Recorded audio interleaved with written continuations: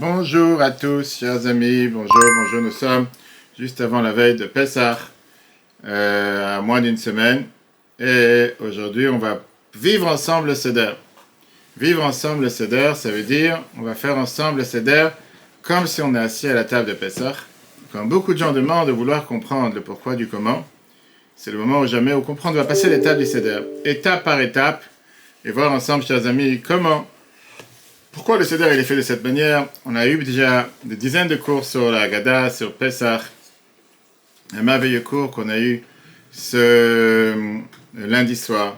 On peut revoir, on a expliqué sur l'esclavage en Égypte, comment sortir, comment remonter les défis, comment sortir des épreuves, comment s'en sortir après toutes les difficultés. Et je conseille vivement à tout le monde de le revoir sur l'application eTorah, ainsi que sur les différents podcasts, Google, Apple, Spotify. Aujourd'hui, on va faire le Seder ensemble. Pourquoi le Seder? Parce que beaucoup de gens te demandent, je voudrais comprendre pourquoi 4 vers, pourquoi 3 matzot, mais pas que ça. On va voir, c'est un niveau beaucoup plus important, puisque le soir de Pessah, c'est un soir qu'on doit revivre tous ensemble. Et revivre veut dire le vivre, comprendre ce qu'on fait. Tout d'abord, la fête de Pessah, c'est connu que c'est la fête de laquelle on doit sortir de l'esclavage. Sortir de l'esclavage, c'est devenir libre. Et c'est vrai que quand les gens te demandent est-ce que vraiment tu es libre le soir de Pessah, les gens qui ont passé tellement à poncer les murs et à refaire les papiers peints, ça n'a rien à voir avec Pessah. Tu veux refaire ta maison, il n'y a pas d'interdiction dans la Torah, sauf Shabbat, mais ne mets pas ça sur le dos de Pessah, parce que tu n'as jamais mangé dans l'année sur le plafond. Si tu veux refaire le plafond, tu veux refaire les murs parce que tu manges dessus, certainement que l'hôpital psychiatrique on déplace pour toi, mais ça n'a rien à voir avec Pessah, sincèrement, je dis les gens ils mélangent tout. Pessah, on doit enlever le chametz, on doit chercher le chametz, et ça c'est ce qu'on doit chercher à faire Pessah, pas le reste. On va parler d'abord, la première des choses aujourd'hui, sur le début du soir du Seder. On est tous assis ensemble, cette année, dans le peuple juif tout entier, on a 8 jours, même en Israël, puisque le soir de Pessah termine samedi soir, pas vendredi soir, tu ne peux pas acheter le chametz pendant Pessah, et tu ne peux pas manger du pain pendant Pessah, tu peux faire du pain pendant Pessah. Donc, il y avait une fois, en commençant avec une très belle histoire, David Ben Gurion. Il a parlé une fois devant les Nations Unies. C'était la fête de Pessah en 1947. Et Ben Gurion, il a parlé devant, justement, c'était juste avant la proclamation sur la terre d'Israël de nous rendre la terre qui nous a toujours appartenu. Il a dit comme ça, il y a 300 ans, est arrivé vers le Nouveau Monde un bateau qui s'appelait le Mayflower. Il y avait des Anglais qui ne pouvaient pas supporter le gouvernement anglais et le régime anglais à l'époque. Et ils cherchaient une île totalement vide pour s'installer là-bas et pour faire un nouveau monde. Et ils ont atterri où? En Amérique. United States. United Stade, comme on dit en français. Et c'était les premiers qui ont construit ce pays. C'était un grand événement pour tous les Anglais, tous les Américains. Et d'ailleurs, chaque enfant américain, il connaît ça de la maison de son père, de l'école, etc. Mais est-ce qu'il y a un seul Anglais? Il a demandé la question aux Nations Unies. Un seul Anglais qui connaît le moment, qui connaît le jour, qui connaît l'heure que le bateau est arrivé. Est-ce qu'il y a un seul Anglais qui est au courant de ça? Ou bien aucun? Ça, c'est la question numéro 1 qu'il a demandé. La question numéro 2 qu'il a demandé, c'était combien d'Américains savent quelle était l'heure et quel était le moment dans lequel ils sont arrivés. Numéro 2. Après, il a demandé combien de personnes étaient dans ce bateau. À part les personnes qui étaient dans ce bateau, combien de gens, comment ils s'appelaient, quels étaient leurs habits, qu'est-ce qu'ils mangeaient, etc., etc. Il a demandé plusieurs questions. Comment ils ont voyagé, de où à où ils ont voyagé, comment ils sont arrivés.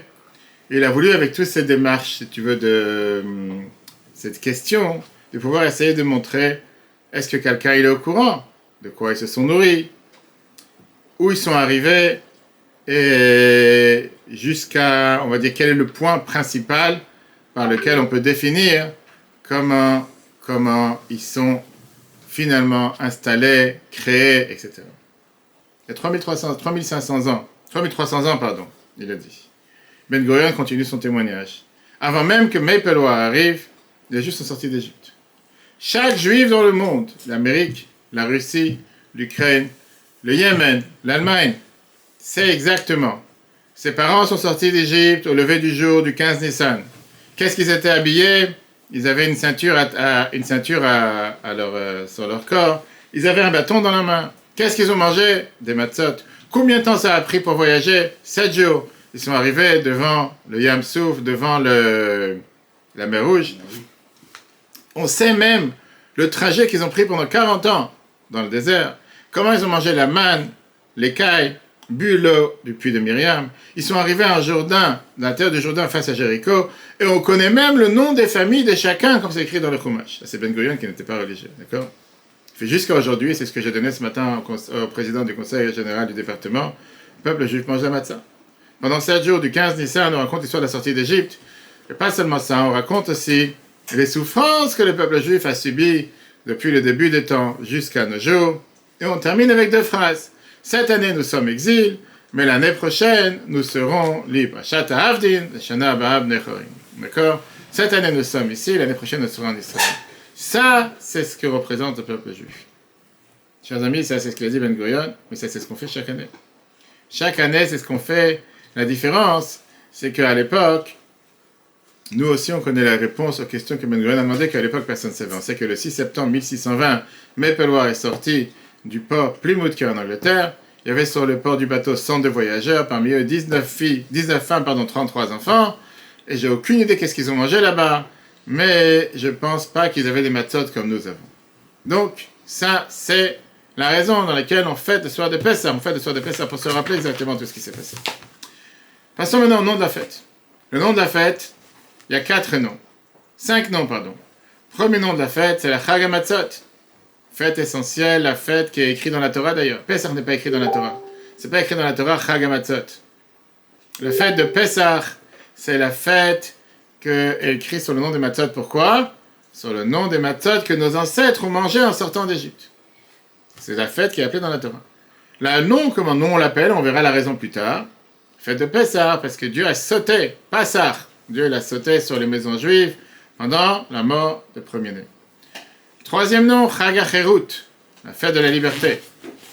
Le peuple juif est sorti de l'esclavage, de la liberté, est devenu libre, comme on dit dans la Tfila, Zman Cheruteinu, le temps de notre liberté. Chag HaAviv, 4e nom, le temps, la fête du printemps. On a parlé ça longuement dans le cours d'hier, qu'on peut revoir les commentaires du Rabbi sur les lettres du Rabbi sur la fête de Pessah, le point commun qu'il y a entre Pessah et le printemps. Cette année aussi, Pessah et Shabbat, on peut écouter le cours d'hier qu'on a reçu le replay ce matin. Et donc la fête de Pessah est aussi appelée Chag HaAviv. Et enfin, c'est appelé Chag HaGeula, la fête de la liberté, le Chodesh HaGeula, le mois de Nissan est appelé le mois de la liberté, le mois de la délivrance, parce qu'on va être libéré ce mois-là, comme c'est écrit, Ben Nissan Nigalou, ou Ben Nissan Atidim Legael. Le mois de Nissan, on a été libéré, et le mois de Nissan, on sera libéré. Il y a encore beaucoup d'autres noms. Par exemple, les Juifs d'Irak ont l'habitude d'appeler la fête de Pessah le nom Shitacha. C'est d'Irakiens, qui est en vérité une liaison de 2 mots, Ashatacha en araméen. Cette année, nous sommes là. Cette année, nous sommes ici. C'est écrit dans la Gada Noël Ahmadien. Les Juifs de Kafkaz, Caucase, ont l'habitude d'appeler la fête Nisonu. Nisonu, ça vient du mot hébreu, qui est le mois de Nissan, mais avec l'accent perse. Et bien sûr, on a le fameux mot anglais, Pesach est appelé Passover. Passover, qui veut dire de passer au-dessus. C'est exactement la traduction de Pesach, Dieu qui a sauté. En France, la Pâque, j'ai pas vraiment compris qu'est-ce que le rapport avec Pâques et Pessah, mais certainement quelqu'un pourra m'expliquer. C'est pas forcément les œufs, comme je disais tout à l'heure au président du Conseil général, que la différence entre le peuple juif et toutes les autres religions, c'est que nous, la fête de Pessah, cette matzah, c'est une matzah authentique que nos ancêtres ont mangée en sortant d'Égypte il y a 3334 ans, alors que la Pâque française, c'est pas forcément la même que ses ancêtres ont fait, on va savoir, dans les autres communes, dans les autres endroits. Alors la question que tout le monde demande, pourquoi on appelle ça la fête de Pessah? Tu vois bien qu'il n'y a pas de fête de Pessah. Oui, bien sûr, on l'appelle Pessah, mais dans la Torah, c'est pas écrit Pessah. La Torah, c'est écrit Chag HaMatzot, c'est ce qu'il va dire dans la Torah, tu vas lire dans la prière, etc. La Torah l'appelle Chag HaMatzot, pourquoi on l'a changé? Et la réponse, c'est un message vital pour la vie.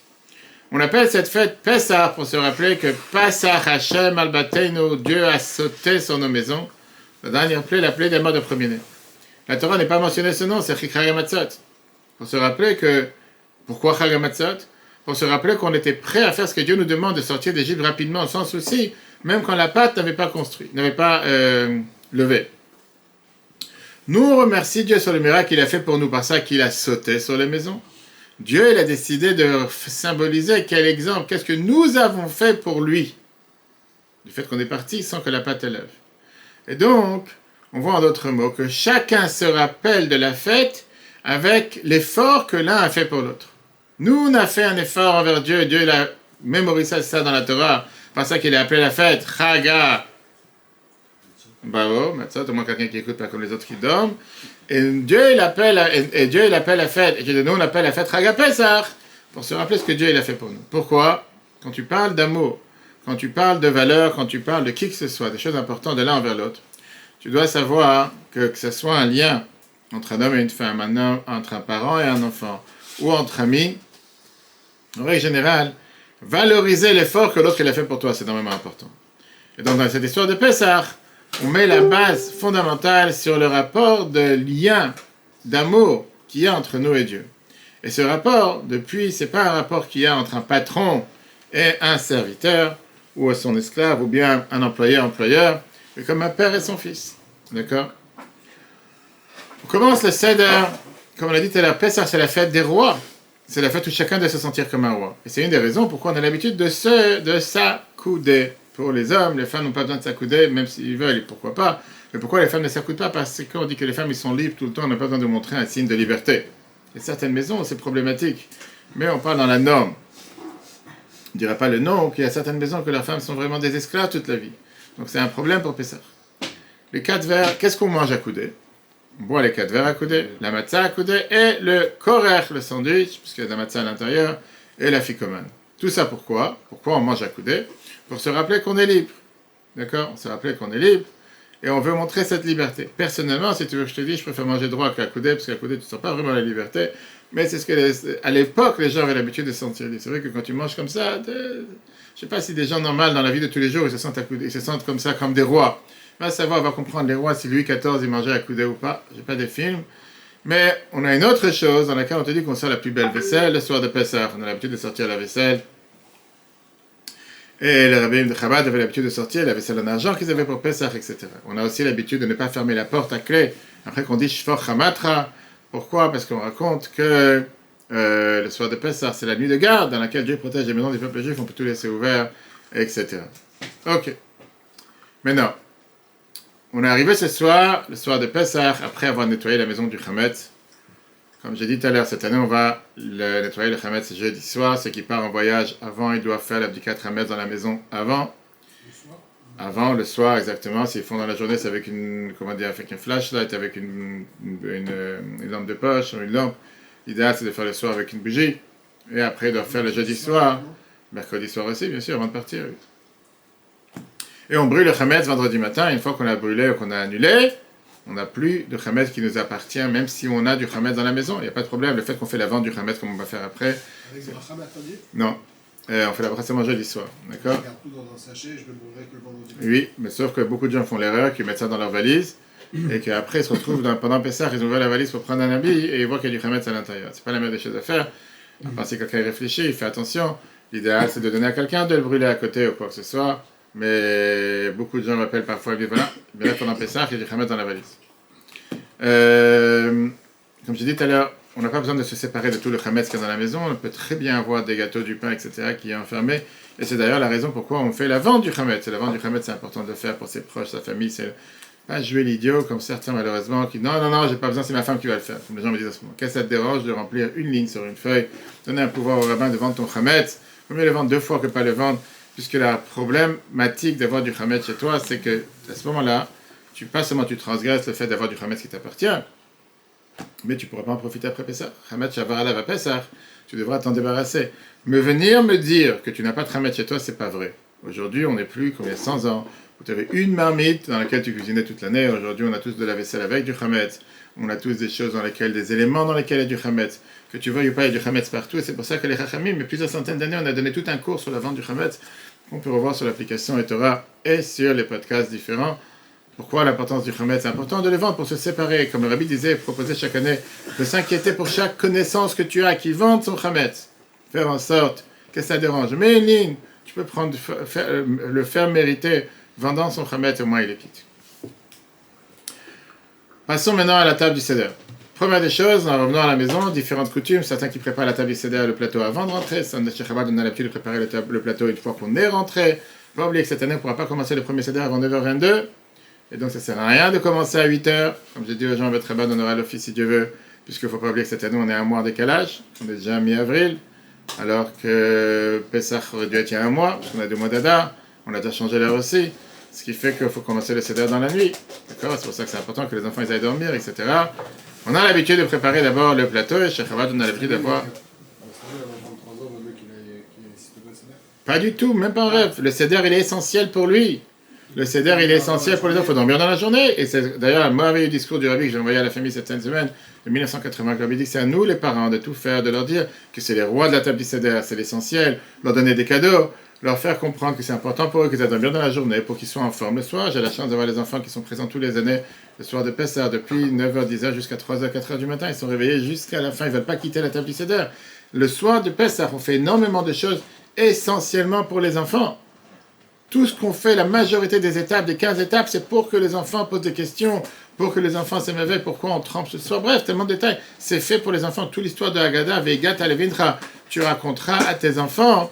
C'est fait pour éduquer les enfants, transmettre le message aux enfants. Une personne qui vient et qui met les enfants à dormir, ou ceux qui vont dans les hôtels, malheureusement, et que les enfants ils courent dans tous les sens. Et les parents sont en train de discuter, attends, les CDR, c'est la plus mauvaise éducation qu'ils peuvent donner à leurs enfants. Désolé si on juge, je juge personne.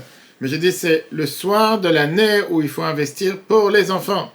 C'est la fête dans laquelle on transmet justement toutes ces valeurs du Seder, de Mitzrayim, de cette Égypte, pour nos enfants. J'ai aucun problème que quelqu'un va à l'hôtel. Mais pourquoi pas être assis avec ses familles ensemble? Pourquoi pas avoir les enfants autour de toi? Des gens qui me disent, les gens ils appellent les clubs qui organisent des centres, des Sedarim pour Pessah, et la première question qu'ils demandent, est-ce qu'il y a un kids club? Est-ce qu'il y a un endroit où je peux me débarrasser des enfants? Toute l'année, tu dis, tu travailles pour tes enfants. Toute l'année, tu dis, je m'occupe de mes enfants. Arrive le soir de Pessah, où tout le monde cherche à être en famille. Et là, non, laisse-moi tranquille. Qu'est-ce que tu fais le soir de Seder alors? Pourquoi tu fais ces 15 étapes si ce n'est pas pour tes enfants? Malheureusement, des gens n'ont pas les idées claires. Des fois, ils mélangent tout. Qu'est-ce que je te dis? Première des choses, on prépare le matzot. Les 3 matzot. Premier matzah, c'est comme le Kohen. Deuxième matzah pour le Lévi. Troisième matzah pour... Pourquoi? Pour Israël, exactement. Comment on met les matzot? On a l'habitude de mettre la dernière d'abord.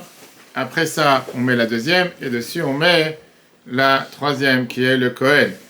L'idée est la suivante. Si tu mets la première, deuxième, troisième, ça fait les mots Kohen, Lévi, Israël. Tu fais la première lettre de chaque, ça fait Keli, un récipient. Si tu mets 3, 2, 1, ça fait le mot Yeler, qui veut dire avancer. Différentes coutumes, différentes manières.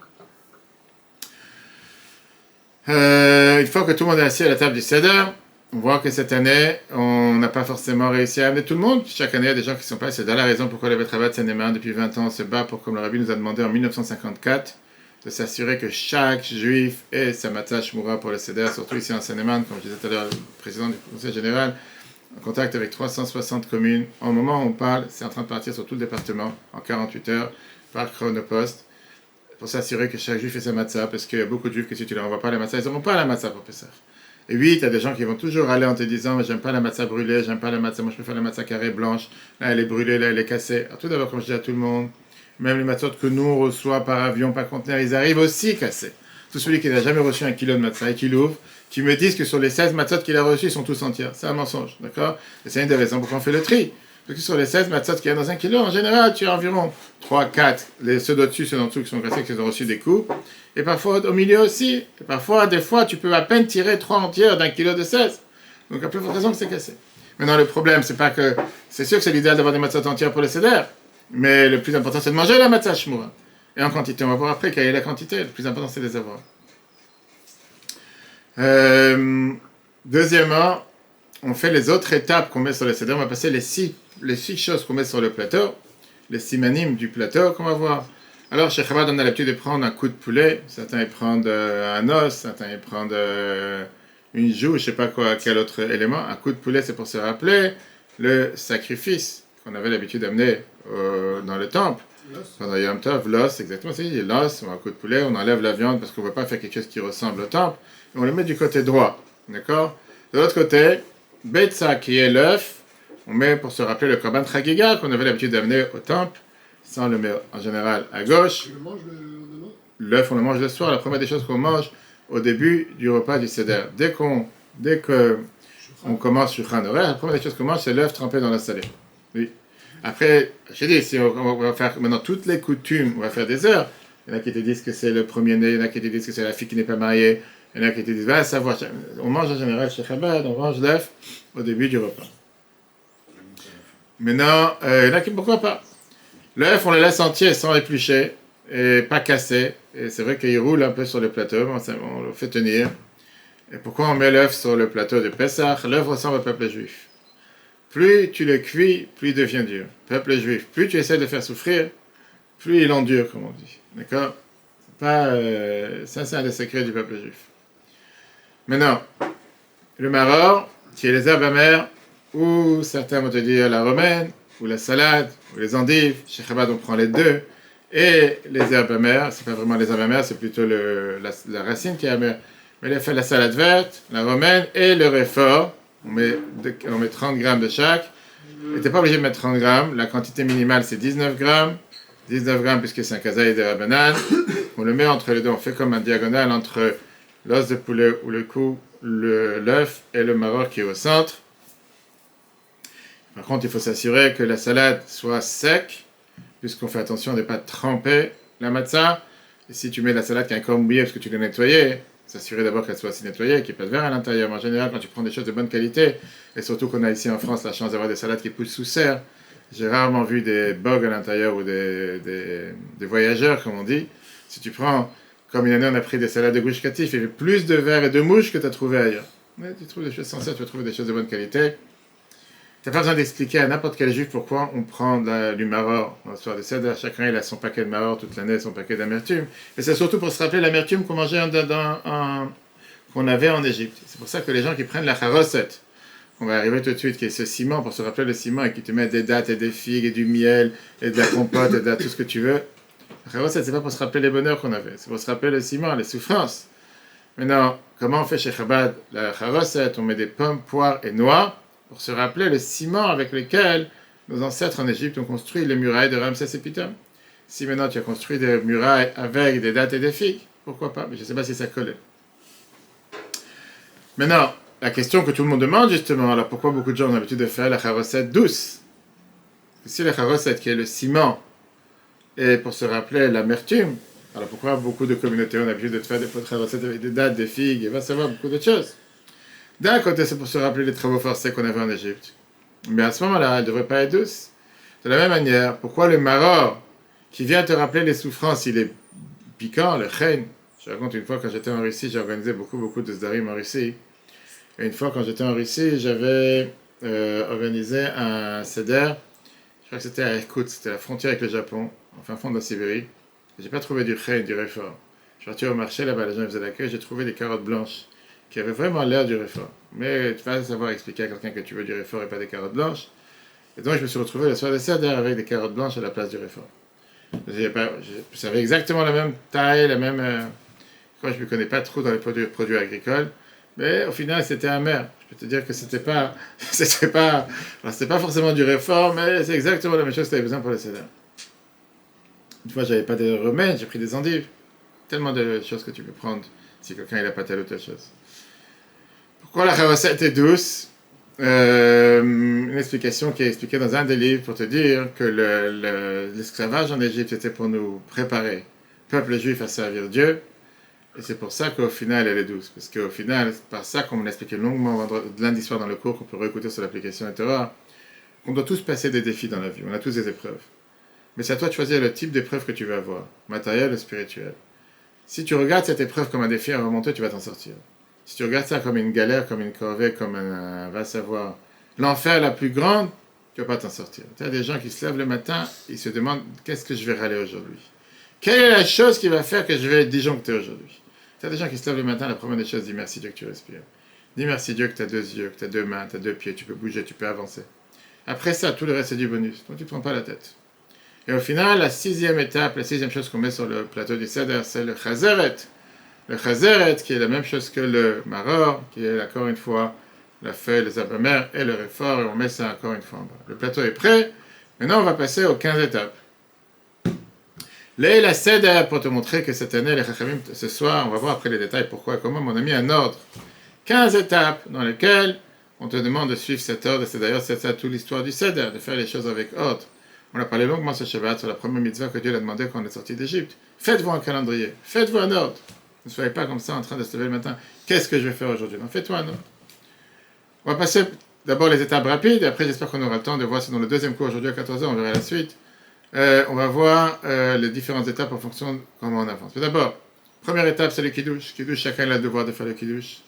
Homme, femme, enfant, le kiddush fait partie des 4 verres. Le kiddush, comme on a parlé Shabbat, c'est la seule fois dans l'année on doit boire tout le verre, alors que tous les Shabbats, on n'est pas obligé de boire tout le verre. C'est là la raison pourquoi il n'est pas obligé de prendre un grand verre. Tu peux prendre un petit verre. Tu as des verres de 10 centilitres, ça suffit largement. La taille minimale pour le seder, c'est 8 centilitres 6. 8 centilitres 6, 4 fois, ça fait une canette. Si quelqu'un dit qu'il n'est pas capable de boire une canette sur 3-4 heures de temps, c'est qu'il a vraiment un problème. Je ne parle pas des gens qui ont des problèmes de santé, mais en tout cas, vin au jus de raisin. Certains te diront faire attention que ce ne soit pas quelque chose qui est mélangé avec de l'eau, parce que si c'est mélangé avec de l'eau, pas forcément tu peux faire la bracha prégafin dessus. Que ce soit quelque chose qui est apte, pas forcément rouge, ça peut être rouge, blanc ou jaune ou rose, ce que tu as envie. Et tout le monde fait la bracha sur le kiddush tous ensemble. Il ne faut pas oublier que cette année, on ne peut pas faire kiddush, comme j'ai dit, c'est vendredi soir. Il faut allumer les bougies avant la tombée de la nuit. Pas comme certains qui ont l'habitude du Yom Tov d'allumer juste avant le kiddush, on ne peut pas. Et de l'autre côté, samedi soir, le deuxième soir de Pessah, on ne peut pas allumer les bougies avant la fin de Shabbat, qui est, comme j'ai dit tout à l'heure, si je me rappelle bien, 9h22. D'accord? Le premier verre, on dit aussi Shechianu. Les femmes ont fait Shechianu dans l'allumage des bougies. Après ça, on va se laver les mains. Tu allumes une bougie qui dure 48 heures et tu allumes les bougies de Shabbat, qu'est-ce que tu veux? Non, Vendredi soir. Samedi soir, c'est une bougie de Yom Tov, bien sûr. Ben oui, donc pour ça tu dois avoir une bougie de 48 heures, puisque tu ne peux pas allumer une bougie à nouveau feu pendant Yom Tov. D'accord?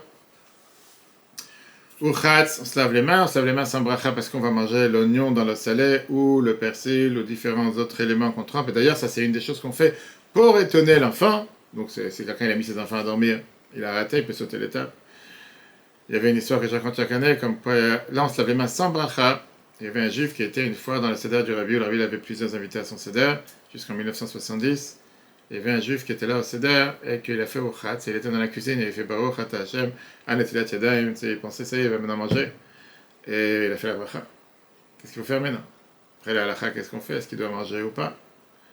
Donc il est arrivé à la table, il dit nous, donnez-lui la suite. T'as fait un motzi, t'as fait Anetilat Yadayim, maintenant faire un motzi, c'est pas grave. Tout le monde est en train d'attendre, le Rabbi aussi, et lui il commence à prendre la matzah, il fait motzi, il est tout content. Il passe un peu âgé. Et après il s'excuse devant le Rabbi, il fait ah! Rabbi Rabbi Mechaï qui vient de me faire au vif. Je vais tellement faim. Je pensais pas que j'allais. C'est vrai que la première étape du Seder, les premières 7-8 étapes, ça prend 1-2 heures. Jusqu'à ce que tu arrives au repas, des fois, il est minuit, 10h30, 11h30 minuit. Il y a un débat à l'achik, c'est pas si simple, parce que quelqu'un qui a fait la bracha, est-ce qu'il doit continuer à manger ou pas? Alors, bien après, il a répondu que là, c'était par rapport à la personne, mais c'est pas un jeu, réfléchis à ce que tu fais. À part si tu veux sauter les étapes, tu peux sauter. C'est tout le long de l'année que quand on trempe dans les 7 éléments. Mouillé. Lui qui le fait. Quand tu manges des cornichons au kiddush, tu trempes les mains? Réponds-moi, monsieur le rabbin, tu manges des cornichons, tu viens d'apprendre. Non, il y a beaucoup de choses qu'on ne fait pas concrètement. Non, ça dépend quoi, ça dépend quand, ça dépend. Non, mais c'est pas dans tous les cas, il y a beaucoup de choses qu'on ne fait plus aujourd'hui. Ça dépend si c'est quelque chose qui est considéré mouillé tout le temps, si c'est quelque chose qui n'est pas, si tu manges avec une fourchette, ou si tu manges sans gâteau dans un verre, c'est une autre chose. Vraiment de mettre un gâteau dans un verre maintenant. Je dis quelqu'un de normal, il n'est pas assis devant le président en train de tremper un gâteau dans un verre. Je t'ai parlé d'un cornichon, je t'ai parlé des olives, je parlais de ces choses-là. Avec les mains. Depuis quand tu manges des olives avec les mains? Ah ben, les gens normaux, ils ne mangent pas avec les mains. Les gens normaux, ils mangent avec une fourchette. Surtout avec le Covid, il faut faire attention, il faut la distance sociale. Tu es à 6 mètres, tu mets un masque sur les olives et en dessous des olives. Mais pourquoi avec les mains? Ben, tu prends avec une fourchette. Ben, non, pas du tout, monsieur, je suis pas d'accord. Révise tes lois, monsieur. Après, on fera l'examen, tu réviseras tes lois. D'accord? Pour la Havdalah, on doit allumer les bougies à partir d'une flamme. Quelqu'un le demande sur Facebook. Et la Havdalah, on le fait dans le kiddush.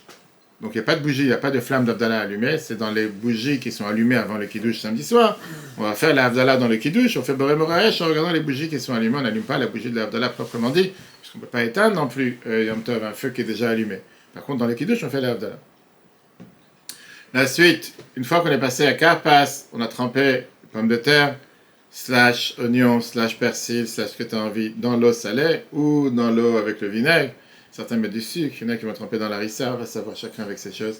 Juste après, je dis, il y a des gens qui vont toujours tout trouver pour te donner du goût à tout. Ouais, papa, Karpas, le mot Karpas rappelle Samer Perer qui veut dire les 600 000 qui ont été asservis, les travaux forcés. Donc si tu mets ça avec de la compote et avec du miel, tu ne te rappelles pas forcément des travaux forcés, mais pour certains, c'est déjà.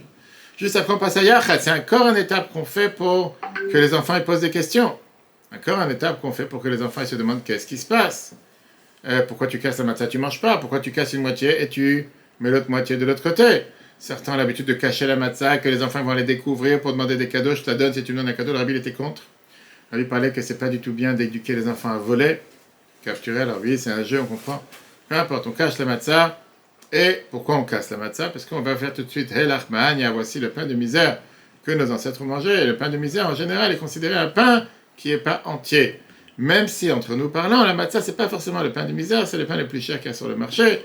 Quand tu sais qu'aujourd'hui, un kilo de matzah shmura, c'est 39 €, 40 €, voire plus, tu as des kilos à 70 €, tu te demandes si tu ne manges pas des feuilles d'or, comme il y a dans certains traiteurs aujourd'hui, certains chefs, qui te mettent des feuilles d'or sur le poisson et tu payes le plat, je ne sais pas combien. En tout cas, c'est vraiment un pain qui te rend peut-être misérable, mais c'est pas un pain de misère. Mais c'est ce qu'on fait pour te dire qu'on prend la matzah cassée, etc. En général, on va bien raconter aussi que quoi? Qu'une matzah que tu dois mesurer pour savoir quelle est la plus grande que l'autre, c'est que c'est pas forcément une matzah cassée. Donc on va rentrer un peu dans les détails. On fait une partie plus grande, une partie moins grande, et la matzah plus grande, on met pour la fille commune, et la reste, on la met à l'intérieur. Et là, on arrive, on verse le deuxième verre. Une fois qu'on a versé le deuxième verre, on passe à Magid. Magid qui est l'essentiel mitzvah de la Torah parmi les 7 mitzvot qu'on a ce soir. On verra après la mitzvah de raconter la Haggadah. Magid vient du mot Haggadah. Haggadah qui veut dire raconter. Quelqu'un qui lit la Haggadah en hébreu, il n'a pas fait la mitzvah de ce soir de la Torah. C'est pas juste une coutume. La mitzvah de raconter. Alors bien sûr, quelqu'un qui comprend l'hébreu, pourquoi pas. Mais beaucoup de gens ne comprennent pas l'hébreu, s'efforcent à lire en hébreu sans comprendre, ça ne sert à rien. Absolument à rien. Lire en phonétique, c'est doublement rien, parce que c'est ni de l'hébreu, ni du français. C'est une autre langue. Lire en français, que je dis à chaque année, ne te fatigue pas à lire une langue que tu ne comprends pas. C'est tellement plus beau. Quand j'étais en Russie, dans les starim qu'on organisait en Russie, en Ukraine, on faisait par les tables, parce qu'on avait à chaque fois 400, 500, 600 personnes. On faisait un chef de table, qui avait une grande voix, qui savait bien parler. Et on faisait passer la Haggadah. Chacun lisait une page ou 2 pages. Chacun, c'est comme une histoire. Tout le monde écoutait, c'était merveilleux. Lis la Haggadah, c'est pas trop long. Les gens ils peuvent lire, comprendre ce que tu dis, comprendre ce que tu parles. C'est un autre monde que juste parler pour parler sans comprendre. Ça sert à rien. La mitzvah de ce soir, c'est raconter l'histoire de la sortie d'Égypte. Raconter, il faut raconter avec une langue que tu comprends. Dans la Haggadah, il y a plusieurs étapes. On va arriver après les différents détails, sûr qu'on aura le temps. Sinon, dans le prochain cours, juste après la Haggadah, on boit le deuxième verre, puisqu'on a le premier verre qui était pour le Kiddush, le deuxième verre pour l'histoire de la Haggadah. Et là, on arrive à Rortza. Rortza, c'est là, cette fois-ci, on se lave les mains pour manger la matzah. Avant ça, le père de famille, en général, il prépare la matzah pour tous les membres de famille. Tu veux dire, j'ai oublié de dire que chacun a son plateau chez les Chabad, les enfants, les hommes, les femmes pas besoin, encore une fois, ils sont libres. Mais il n'y a pas forcément un plateau pour la table pour tout le monde. Chacun a son plateau. Et on donne la matzah maintenant pour tout le monde. On doit donner la matzah minimum. Les kazaïtes, c'est 30 grammes de matzah, parce que c'est un kazaït de la Torah. 30 grammes pour une matzah shmura, c'est environ un tiers, voire un quart. Ça dépend des matzot. C'est très simple. Ce qu'on a l'habitude de faire avant Pessah, c'est que tu prends une matzah et tu pèses sur une balance. Et tu vois qu'en général, les matzahs, c'est 60 grammes environ. Ça dépend des matzahs, encore une fois. En tout cas, avec un tiers, on peut s'en sortir facilement avec un kazaït. On peut très bien prendre celui qui a le plateau, la matzah du haut et la matzah d'en dessous, sur laquelle on fait motzi matzah, puisque la troisième, ce sera pour le sandwich. Et à ce moment-là, on a l'habitude de faire ce qu'on appelle les 2 brachot. À la chilat matzah, c'est la seule fois qu'on le fait, le soir de Pessah, et à motzi lechem min haaretz. D'accord? Et on mange les deux. Et c'est bien que les gens mangent minimum un kazaït. Quand on parle des quantités, comme j'ai dit, le minimum syndical qu'une personne doit manger le soir du seder, 30 grammes de matzah, 19 grammes de maror et les 4 verres. Ça, c'est minimum. Tout le reste, tu ne peux pas obligé de manger. Quand je dis pas obligé, c'est j'ai dit le minimum. Quelqu'un qui ne peut pas, etc. Les herbes amères, les romaines, 19 grammes. Si tu t'es mis à peser, je le fais chaque année. C'est rien de rien de rien. C'est même pas une feuille d'endive quand tu réfléchis. Après, c'est beau de voir que les gens ils prennent 5 feuilles de maror et ils te font un grand sandwich et tout. Il n'y a pas de souci. Tu veux prendre un kebab, il n'y a pas de souci, il n'y a pas de problème. Mais ne viens pas me dire qu'on n'en peut plus et tout ce qu'on a mangé. Qui t'a demandé de manger tout ça? Tu peux, il n'y a pas de problème. Dis pas que c'est la Torah qui t'a demandé. En plus, les gens ils font la viande, le poisson, ce qui c'est vrai qu'à la maison, on mange presque rien le soir de Pessah. Parce que le temps que tu arrives au repas, il est 1h du matin. On finit le seder à 3h30, 4h. Il n'y a pas vraiment. Et tu sens pas le besoin de manger non plus. Le plus important, c'est tu manges toute l'année du poisson de la viande. Ce soir aussi. Pourquoi pas? C'est bien la mitzvah. Mais l'essentiel, c'est de faire les mitzvot correctement. Maintenant, ça, c'est le minimum. En réalité, ce soir, tu manges 3 matzot. Tu peux très bien manger 3 matzot. Puisque tu as un kazaït de motzi, un kazaït de matzah, ça fait une matzah. Après, tu as un kazaït minimum pour le corps avec le sandwich, qui est environ une demi-matzah, que tu casses en deux, tu mets le sandwich à l'intérieur. Et après, tu as encore un kazaït pour la ficomane, donc ça fait 2 matzot. Ça, c'est pour faire les choses bien. Donc j'ai dit, en général, c'est 2 matzot par personne. Mais minimum 30 grammes. Minimum 30 grammes, c'est environ un tiers de matzah. Pendant le repas, tu peux boire du vin à volonté. D'accord? Il n'y a pas d'interdiction de boire du vin. Tu peux boire 2 verres, 2 bouteilles, il n'y a pas de souci. Mais rappelle-toi que tu dois quand même boire les 2 derniers verres à la fin, qui est un verre pour le Birkat Hamazon et un verre pour le Hallel, dans lequel on finit on verra après. Une fois qu'on a mangé Motzi Matzah, on va manger le maror. Maror, c'est les herbes amères, persil, parce que chacun a l'habitude, on fait la bracha à l'achilat maror, avec céleri, chacun comme il a envie. Et on fait la bracha à l'achilat maror, il faut manger minimum, comme j'ai dit, 19 grammes. D'accord, c'est pas beaucoup, 19 grammes. Une fois que tu as mangé le maror, on passe au korer. Prochaine étape, korer, ça vient du mot krir, qui est comme un sandwich, qui est la matzah et le maror trempés dans le charoset. On ne trempe pas la matzah dans le charoset, parce qu'on fait attention de ne pas mouiller la matzah. On trempe le maror dans le charoset. Et comme j'ai dit, le maror, c'est pour être amer. Souvent, les gens, tu vois des gens qui te prennent des cuillères de charoset et qui te mettent dans le maror. Laisse le maror de côté, prends de la confiture à la place. Qu'est-ce que tu veux? Si le but, c'est de se rappeler l'amertume, prends pas les cuillères de charoset. Tu veux manger des charoset, il n'y a pas de souci. Mange des kilos avant, après, le dessert. Mais non, dans le maror, le but, c'est de se rappeler l'amertume. Tu fais ça, je sais, j'ai pas voulu dire ton nom, je te dis que je connais beaucoup de gens qui le font. À la table du seder, mais c'est pas le but. Encore une fois, ça dérange pas, mais fais les choses comme il faut faire maintenant. Shulchan Aruch, la table du seder, le repas de Yom Tov, avec plaisir, tu peux manger ce que tu veux. Il y en a qui ont l'habitude de manger le msou qui va savoir. Mange ce que tu veux, tous les plats, mais rappelle-toi que tu n'as pas encore fini. L'essentiel, c'est la ficomane qu'on a mangé après, pour se rappeler le sacrifice de la nuit pascale, qui est Tzafoun Berach, dans lequel on fait la bénédiction de Birkat Hamazon. On remercie Dieu. Birkat tous les Haggadah, on la lit toute la famille ensemble, en chanson. Hallel, on remercie Dieu. Et Nirtza, dans lequel on remercie Dieu d'avoir écouté nos prières. Terminons avec un point, avant de passer au prochain cours. Les 4 vers. Comme on l'a dit tout à l'heure, le but des 4 vers, on a parlé longuement dans le merveilleux cours de lundi soir. Je conseille à chacun d'activité pourquoi 8 centilitres 6, pourquoi 86 ans d'esclavage. Ça a l'air, est-ce qu'il y avait 116 ans d'esclavage? On a vu avec les différents vers, très très riches, on a vu beaucoup de détails, avec des différents comptes numériques qui nous donnent à comprendre c'est quoi la grandeur de Pessah. Mais en tout cas, la raison principale, c'est surtout parce que Dieu a employé 4 termes pour nous libérer. Votseti, Veitzalti, Vegalti, Velakarti, je vais vous faire sortir d'Égypte, je vais vous sauver d'Égypte, je vais vous libérer d'Égypte et je vous prendrai en tant que peuple. Et bien sûr, le 5e vers qu'on n'oublie pas, qui est le vers d'Eliyahu Hanavi, qu'on verse différentes coutumes avant le Birkat Hamazon, après le Birkat Hamazon, dans laquelle on va faire pour se préparer, puisque c'est un des 2 fois qu'on rend visite à Eliyahu Hanavi. Il nous rend visite, à la circoncision et le soir de Pessah, qui est présent dans tous les tables de Seder. Il y a une autre raison du Shalom à Kadosh sur les 4 vers, pour les 4 mères, Sarah, Rivka, Rachel et Léa. Sarah, qui était le premier vers, elle a converti des gens avec Abraham. Sur ce vers, on dit la fameuse bénédiction Asher Bachabanu Mikolam. On est devenu le peuple juif, Kiddush. 2e vers, c'est Rivka, qui est arrivée à des grands auteurs spirituels, malgré qu'elle est venue elle-même d'une famille idolâtre. Sur ce vers, et ces morceaux de la Haggadah, on nous raconte le débat qu'il y avait entre Lavan, son frère, et Yaakov. 3e vers, c'est Rachel, sur lequel on nous dit Birkat Hamazon, c'est Yosef, en Égypte, le fils de Rachel qui a donné à manger le mazon en Égypte. Et le 4e vers, c'est Léa. Pourquoi? C'est la première qui a remercié Dieu. Pas un modèle attaché, elle a dit, maintenant je remercie Dieu quand elle a eu son 4e enfant, qui était Yehuda. Ça, c'est une... Sarah, Rivka, Rachel et Léa. D'accord? Les 4 mères. Ça, c'est jusqu'au Kaddiush. Si Dieu veut, dans le prochain cours à 14h, on verra la suite des étapes. Le cours sera replay sur l'application de Torah. Je rappelle à tout le monde de vendre de Chametz et les paniers de Pessah. On a besoin, votre rabat Saneman. Allez sur le site rabat77.org, rubrique données Pessah. On a besoin de votre aide. Plus de 1500 paquets sont en train de partir en ce moment sur tous les départements, ainsi que les paniers pour tous ceux qui se tournent vers nous. Que Dieu vous bénisse. Pessah, Kashav et sa mère. Que des bonnes nouvelles. Et si Dieu veut, à la semaine prochaine.